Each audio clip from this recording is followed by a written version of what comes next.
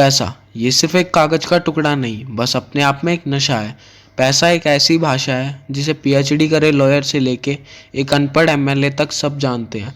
एक ऐसा कागज का टुकड़ा जिसकी खुद में कोई औकात नहीं, लेकिन ये आपको दूसरी चीज़ों की कीमत बताता है।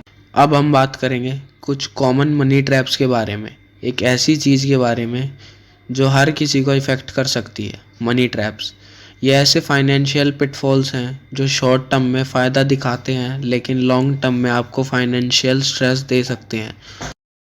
पहला कॉमन ट्रैप है लाइफस्टाइल इन्फ्लेशन।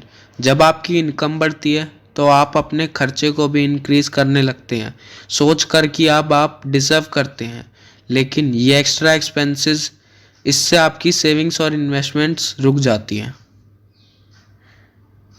जब आपकी इनकम बढ़े तो आप अपने खर्चे को बढ़ाने के बजाय उस एक्स्ट्रा इनकम को सेविंग्स या इन्वेस्टमेंट में इन्वेस्ट करें। छोटी छोटी सेविंग्स आपको लॉन्ग टर्म में ज़्यादा मदद करेगी। अब हम बात करेंगे सेकंड मनी ट्रैप के बारे में, गेट रिच क्विक। बहुत लोग गेट रिच क्विक स्कीम्स में फंस जाते हैं जिसमें वो जल्दी पैसा कमाने के चक्कर में आते हैं।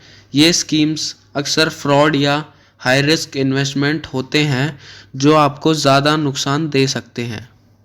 गेट रिच क्विक स्कीम्स में अक्सर स्कैम्स होते हैं जहां आपको प्रॉमिस किया जाता है कि आप बहुत जल्दी और बिना मेहनत के पैसे कमा सकते हैं। इनमें इन्वेस्टमेंट करना आपको बड़े फाइनेंशियल लॉसेस दे सकता है। अगर कोई ऑफ़र आपको too good to be true लग रहा हो तो उसे दूर रहें। अच्छे इन्वेस्टमेंट्स में टाइम लगता है और सब कुछ रिस्क के साथ होता है। इन चीज़ों को काफ़ी कॉम्प्लिकेटेड बनाया गया है ताकि एक आम इंसान इन चीज़ों को इजीली ना समझ पाए और इस सिस्टम में ही फंसा रहे। लोगों को लगता है कि करेंसी और मनी एक ही चीज़ है, लेकिन ऐसा नहीं है। करेंसी एक मीडियम ऑफ एक्सचेंज है, मनी एक खुद वैल्यूएबल एसेट है।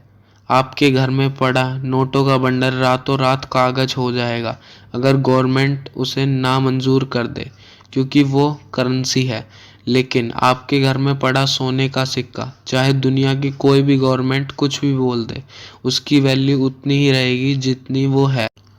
देखो, बाकी इन्फ्लुएंसर्स आपको कुछ भी कहें, लेकिन मैं आपको कहूँगा कि रियल गोल्ड भी खरीदें, क्योंकि लाइफ के कुछ डिसीजंस टैक्स के आधार पे नहीं लिए जाते। ये पैसा तो सिर्फ एक भरोसा है और भरोसे पे ही दुनिया कायम है।